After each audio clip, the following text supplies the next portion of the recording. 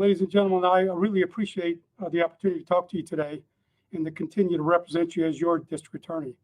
I'm thankful that I didn't have to run, as Darrell indicated, and now I'm allowed to continue to serve you for the next 6 years.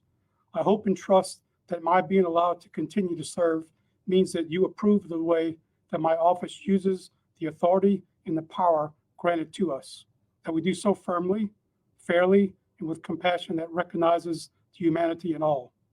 In 2021 and beyond, my office's hope is to continue to represent Baton Rouge to the best of our ability, to ensure public safety and the fair administration of justice is achieved for all involved in the criminal justice system. As you know, 2020 has been a very difficult year, to say the least, for all of us. But as you will see from today's presentation, for the men and women of my office and those in the court and the criminal justice field, it's been an extremely difficult year with unique challenges that I've never seen in my over 45 years of working in this system. It's been a year that no doubt has tested my staff to the limits. It's important for you to know how these people are at the crossroads of just about all the societal issues that have made the national news over the past year. They deal with enormous amount of stress and handle it with grace and dignity on a daily basis. Many of their cases reflect the worst ordeals and moments in people's lives. The murder of a loved one, the assault of a child, you name it, unthinkable tragedy and unspeakable pain and suffering for so many victims. My staff deals with this every day, day in, day out. I'm also proud to say that my staff and the rest of our partners in the criminal justice field in Baton Rouge have risen to the challenge that this pandemic has brought to our system. They've become leaders in the new normal that we now live in, and our community has much to be proud of in the men and women, police and sheriff's officers, prosecutors, public defenders, and judges who've all served on the front lines of justice during the challenging times with extraordinary effort. I truly appreciate and I'm grateful for the contributions that my staff and others have made to this community.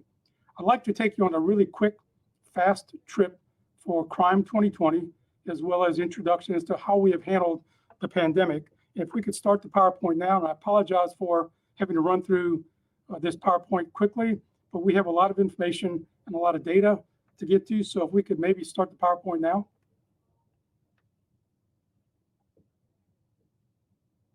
I'm not seeing it on my screen. Not sure if it's there.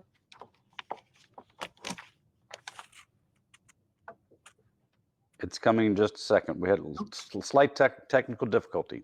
Yeah.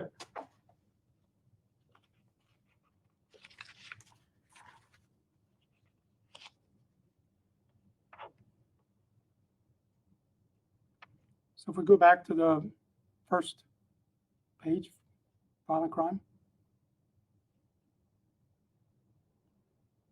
So surely everyone's heard and seen the number of murders and things that have gone on around our city.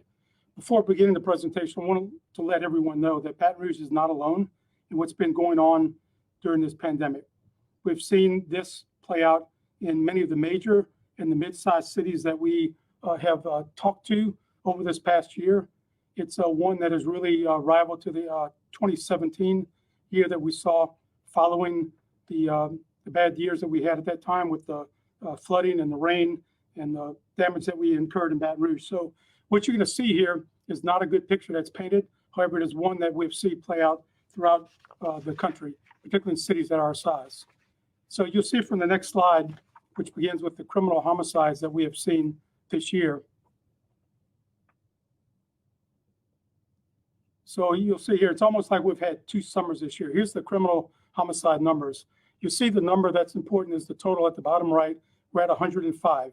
Unfortunately, this morning, Sheriff's Office is working another homicide, so we're now at 106. Our worst year in Baton Rouge's history has been 2017, when we reached 103. And also call your attention to the line in March, kind of when COVID really started here in earnest and when the shutdown began. That's really when we started to see an uptick in the numbers, and it's been consistent throughout those months. You'll see in the next slide, not only has the homicides increased, but which goes along with that is the non-fatal shootings. That is, anytime that someone fires a weapon and skin is touched and blood is drawn in some type of capacity. So we've had 325 non-fatal shootings thus far, which is up from last year. Not sure about the actual totals, but you will see that that number is consistent and goes along with the homicides that we have seen.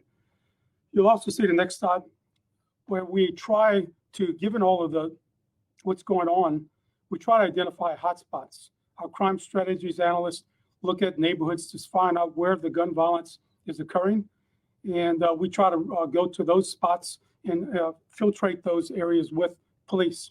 Hats off to the police for the Baton Rouge Police Rapid Response Team, where they're taking the data that we all come up with and they're going into these neighborhoods and trying to get these shots fired as quickly as they can.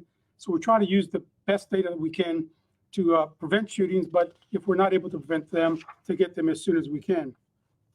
Next, you'll see from the CJIC grant. CJIC is a term, it's called a Crime Gun Intelligence Grant.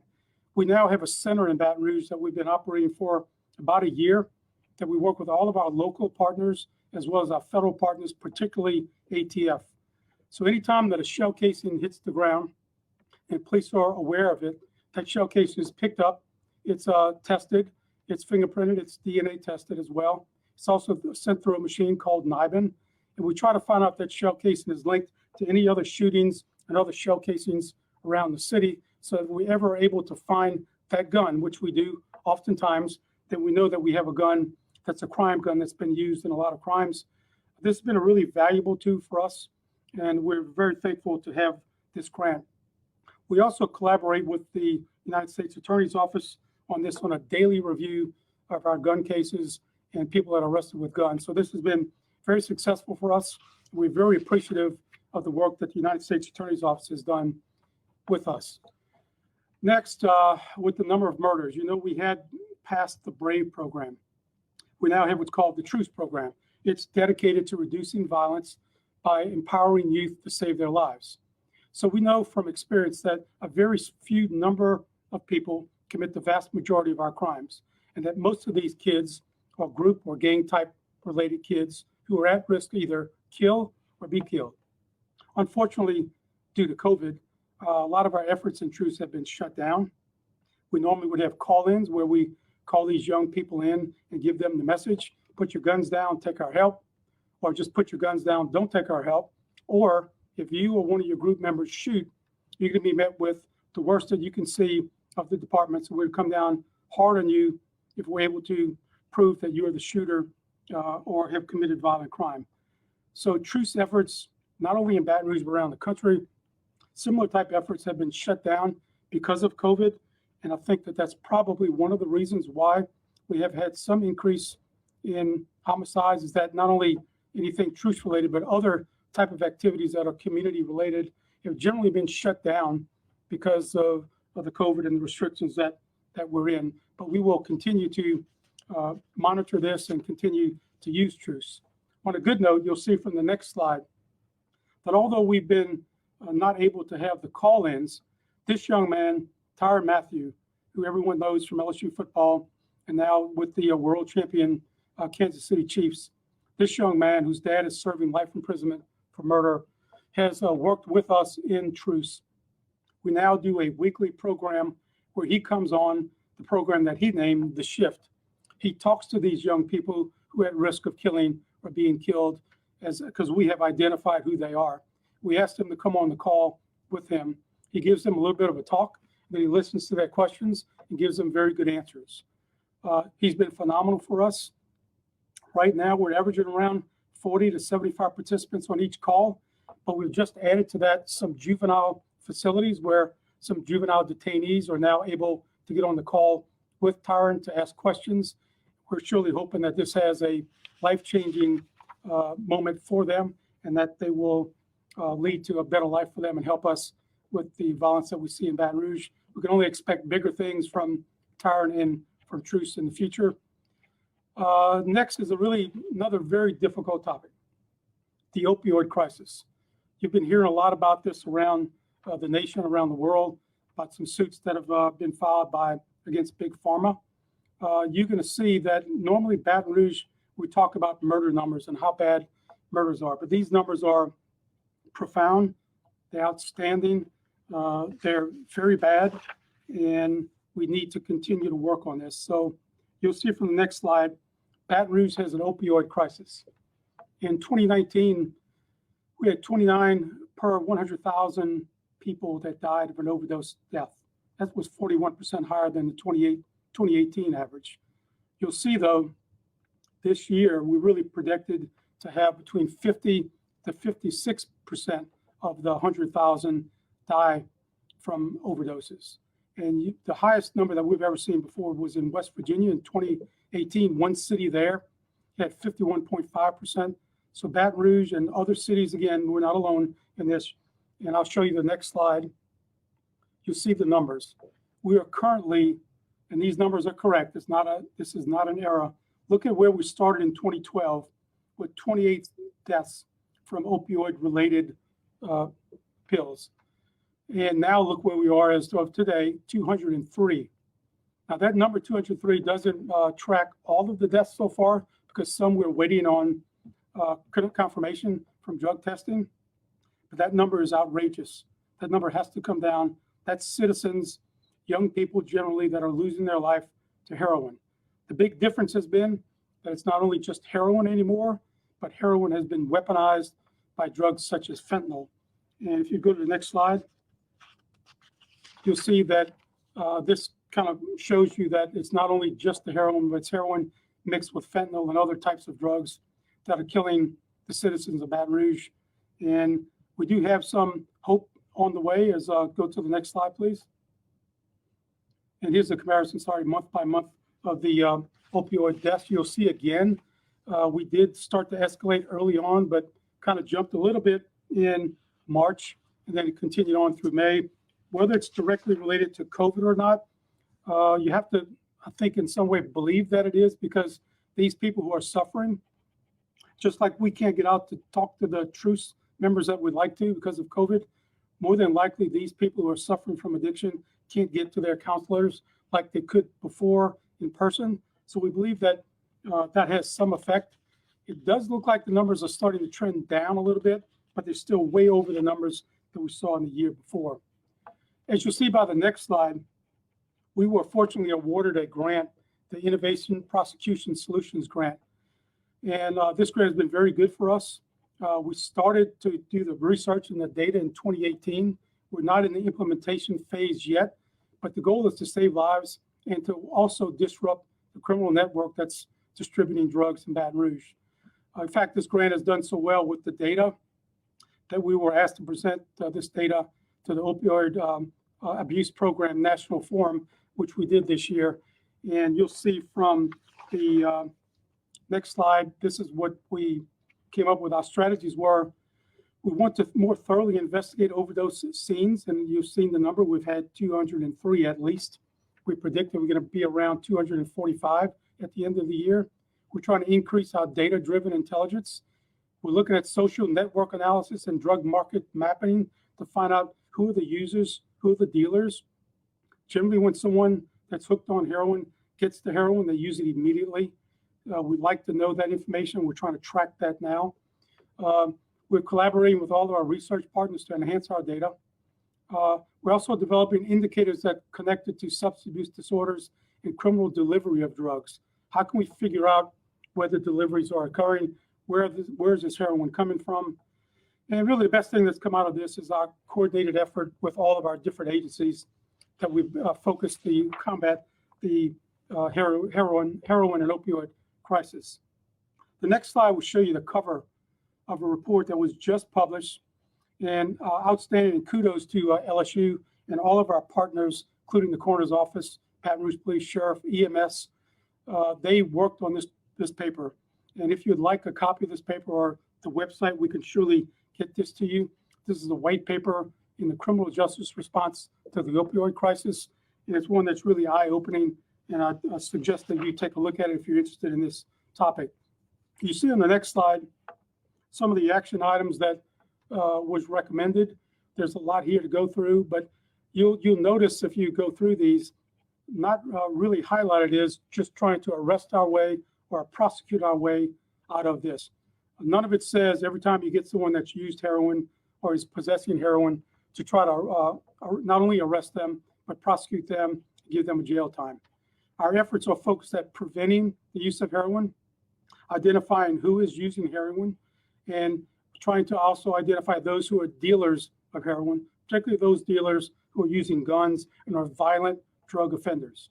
And this has been very, very informative for us. We're also establishing this Narcan program. Narcan has saved a lot of lives, and we're surely thankful for that. I'd hate to think of what those numbers are without the Narcan that we have. We're also looking at overdose hotspots. As indicated, the drug user is going to use it very quickly. So we're very thankful that although this is a very bad, deadly problem, that we're doing as best as we can at this point. We're getting ready to move into the implementation phase to implement these recommendations, and hopefully next year will be a better year for many reasons, but particularly with our citizens who are struggling with drug addictions, particularly heroin. I'd like to move on to what this office and other offices are doing and have been doing during COVID-19. This has really just turned everyone on top of their head. Everything is completely different. We're trying to find out who is vulnerable, to see who's at risk and harm's way. This is a statement that was made in March 17th, 2020, when the mayor, the chief, the sheriff, the DA, judges all came together and warned everyone that we see there are problems coming. There's problems on the horizon because we saw this happen in 2017 after the flood. And unfortunately, what we predicted happen came to be true. So what we did in response to the shutdown, you've probably read and heard and seen that we have not no longer arrested everyone that we would normally have arrested in the past, particularly for nonviolent offenders. We generally only arrested and put in jail, that is the parish prison, violent offenders, with some exception to that, depending on the history of the person that was to be arrested. So based on that, our jail population was down by 47% from 2017. We also are learning new ways, and we may stick with this type of procedure to some degree. We're still taking a look at that. We expedited our charging decisions. Our office worked around the clock to have cases as they came in, as people came to jail or they were given summonses, to make charging decisions as quickly as we could to keep the population down. Also want to send kudos to the public defender and our staff. We met daily, either 7 in the morning or 8 in the morning, to look at the jail list from the people who came in that night. Who can we get out quickly with public safety in mind? Who's left behind from months and months that are waiting for trial, or the cases that we can resolve by a plea, or the cases where we can change the bond and not affect public safety. That was done on a daily basis, and we had such cooperation that you'll see later on in some slides that a lot of things were written nationally and locally here about the work that was done. Also, hats off to the judges. They started very quickly video court, and you can see we had over 400 cases docketed that we used the video court arraignments, and we're able to dispose of a lot of cases in that manner. Also, I want to shout out to the sheriff, Mary Erlingson, who's one of our members, and to the wardens at the parish prison. That place has really, they've done everything they had to do. They did everything the correct way to protect prisoners. They have been the model for the country. And you'll see when all of this is over how few people have become ill. And, you know, it's going to happen in that type of confined environment. But they did an outstanding job, continue to do an outstanding job. And I think along with the help of the DA and the public defender and the judges to keep that number down, that has really benefited Baton Rouge. Next, the EBRDA's office from home. To let people know that although the courts were shut down and people were staying at home and doing work from home, that we were not shut down. In order to try to get that message out, you'll see some slides here, or sorry, this slide. You see pictures from video slides of different ADAs, secretaries, victims assistance counselors that did some video vignettes. And we posted those to our website to let them know that although the office is closed, generally to public, that we are still working from home and that we're serving you. If you need us in any kind of way, here we are. This is how you get to us, to try to make us more available to those. You'll also see from the next slide the work that we did in the ABA journal on the left-hand side it cited the work that the District Attorney's Office did with the American Bar Association Criminal Justice Journal about the outstanding efforts that the team members at the District Attorney's Office performed, along with our partners at the courthouse and at the Public Defender's Office. And it's good to have national recognition, not only for the office, but for the actual people who did the work. Also, thanks to our Criminal Justice Coordinating Committee and the Baton Rouge Area Foundation, the Chamber.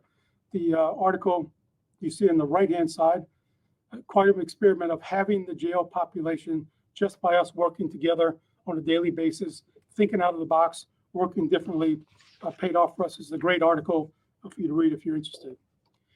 So next you'll see the reopening of court. With the help of the judges, they started the All Rise Again committee, and that's comprised again of all of the group that we've been discussing to produce a reopening plan for the court. And we have successfully reopened court. We've had at least 5 jury trials, criminal trials so far. We also actually in one right now. The bad news is this, is that because of COVID and because of what's happened with the flood in 2017, when we were shut down for months then, we have approximately 229 major cases that are pending indictment or awaiting trial. And those are generally homicide, attempted murder, rape cases. You also may have read about the Ramos decision, which with the 12 unanimous jury verdict, those were on appeal and they were convicted 11-1 or 10-2 and not a 12-0. Those cases that were on direct appeal came back to us. And in Baton Rouge alone, we probably have to try 12 to 15 cases again, which adds to that caseload. Also today, there was a case argued with the United States Supreme Court, Frederick Edwards, which is a very dangerous case with some very egregious situations that occurred with the defendant to the victim. That case is on appeal, similar to the Ramos decision. If the Supreme Court rules in favor of this defendant, that means that more than likely 1,600 cases would be sent back to Louisiana. The Supreme Court arguments today went very well. We believe that the Supreme Court will rule in the favor of the state. The Attorney General did an excellent job arguing this with the United States Attorney, as did a local defense lawyer for Mr. Edwards, who we expect decision probably in March. But if 1,600 cases are sent back to us, that will surely set us back again. And but whatever the court decides, we will surely honor the court's decision. The next is a paper that we developed here, the New Normal, the Best Practices Guide. We meet on a weekly basis with members from around the country, asking them, what is your new normal practice? How can we do things better across the nation, but for Baton Rouge particularly? And with the help of all of our ADAs and all the other secretarial staff and victims assistance counselors, this paper was put together by the office and distributed nationwide. And we will continue to change this best practices guide so that we will be able to adapt to the new normal, which is surely here to stay. A little bit more bad news, domestic violence. Again, in March, when we talked to the people and telling them what was coming, we were asking people to stay at home because of the pandemic. But because they're at home, you're supposed to be safe at home. But the reality is, for many people, home is anything but safe. In 2017, again, the year that I keep harping to, was a bad year for us. We had 14 domestic violence homicides. Things have gotten better, as you can see from this slide.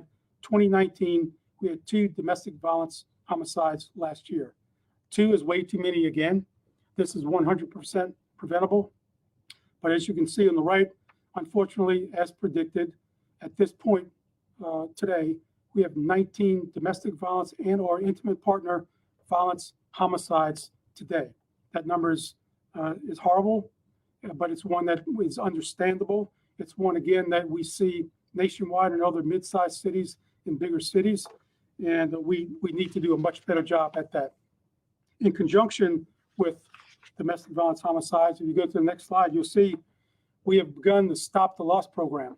Unfortunately, we did not start this program until 2 years ago because we've been working on data, and the program is just getting ready to be implemented. And this is a strategy to identify and intervene in patterns of abuse as early as we can to stop domestic violence offenders from offending while supporting victims and addressing their public safety concerns. This is similar to truce in the group violence model. That is, we already know who the main violators are of domestic violence. If we can identify them early on get them leveled early on and intervene. Hopefully we can avoid abuse and particularly homicide. You'll see from the next slide, the core principles are an interagency approach. And again, outstanding effort by the sheriff, the DA, the Baton Rouge Police, all the other agencies that work together in the Stop the Loss program. They've been working very hard day in and day out. They continue to engage with victims as well as offenders. We try to assure swift and certain consequences to those that violate.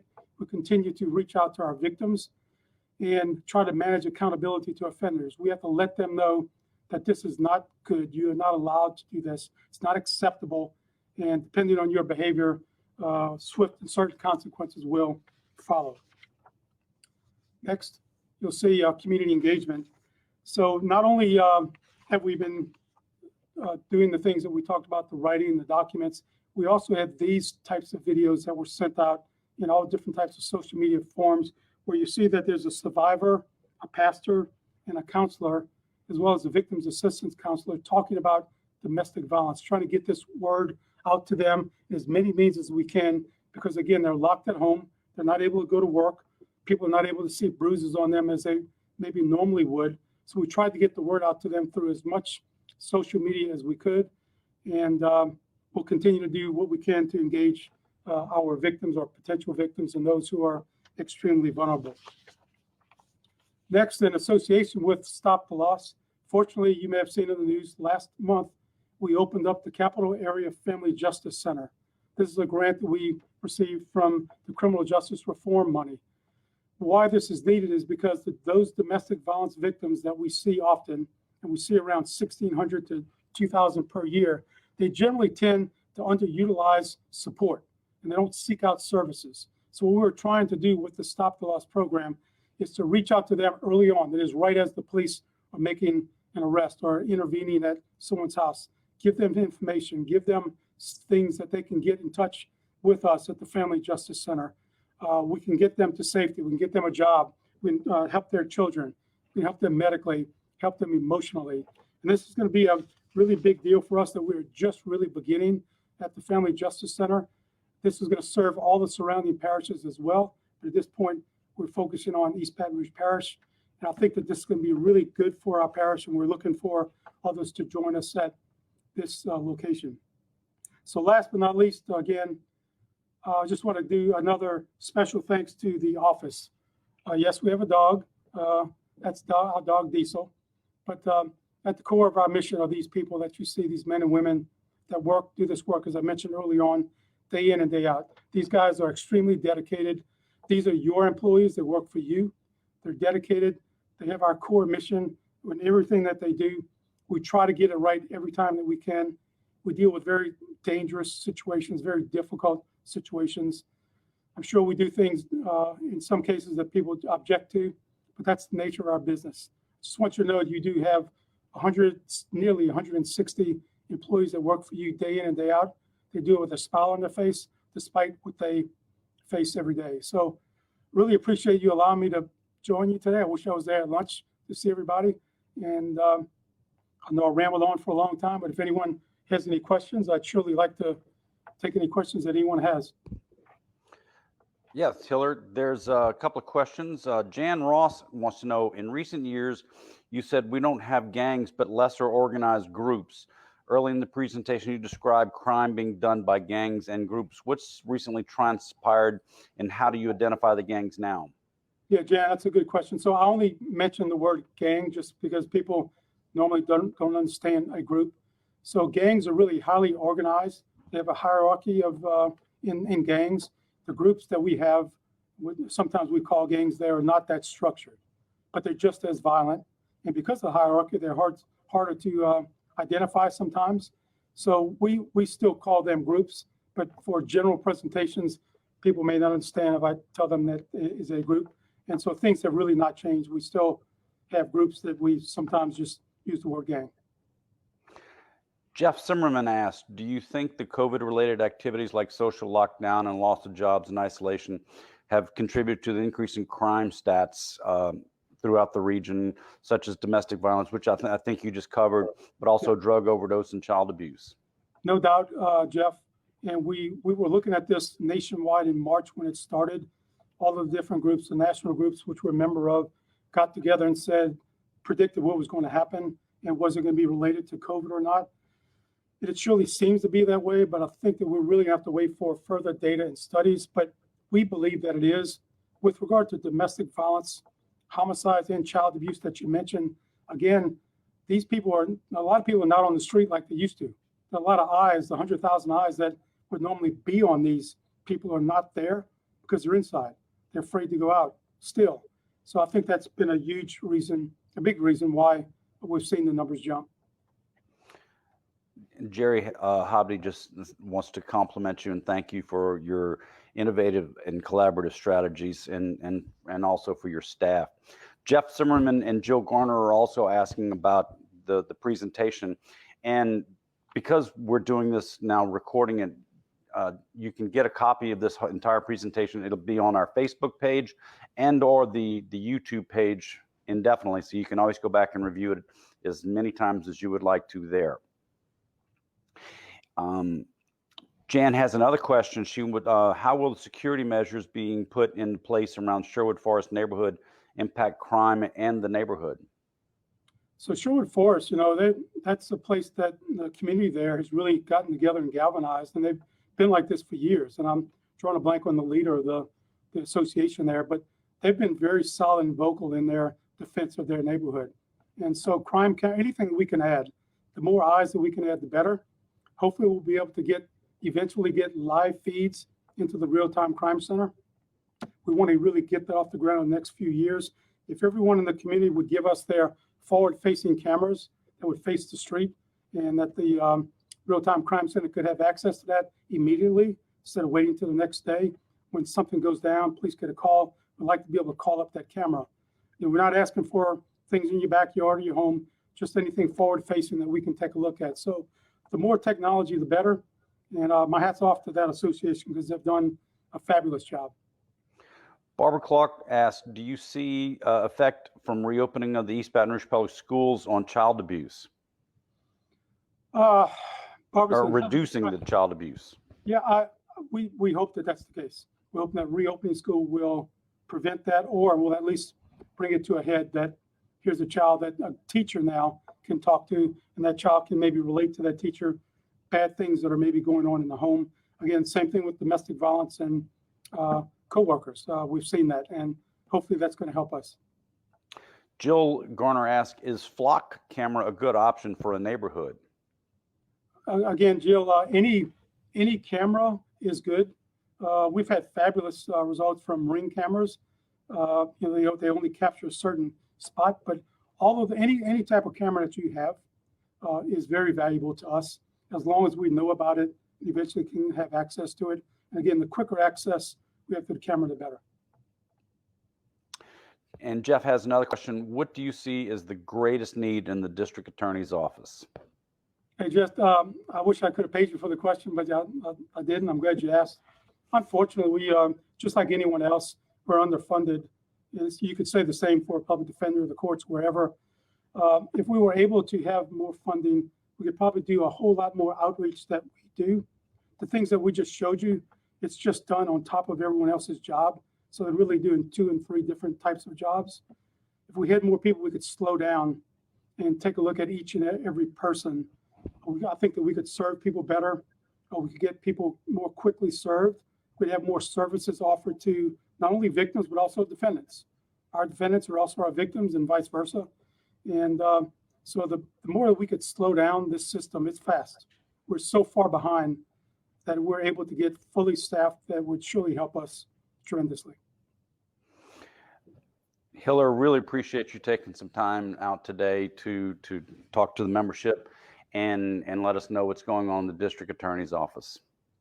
Appreciate the opportunity to come, and if anyone has any questions, they can surely call, and hope that everyone has a Merry Christmas and a Happy New Year, and that 2021 is a whole lot better than 2020. Thanks, Hillar. Thank you.